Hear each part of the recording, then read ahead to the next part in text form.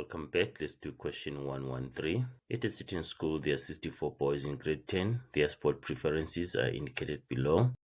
24 boys play soccer, 28 boys play rugby, then 10 boys play both soccer and rugby. 22 boys do not play soccer or rugby.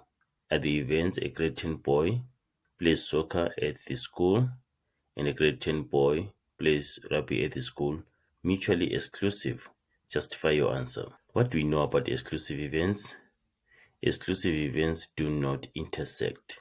But if you check here, we have boys that play both soccer and rugby. So these two events are not mutually exclusive.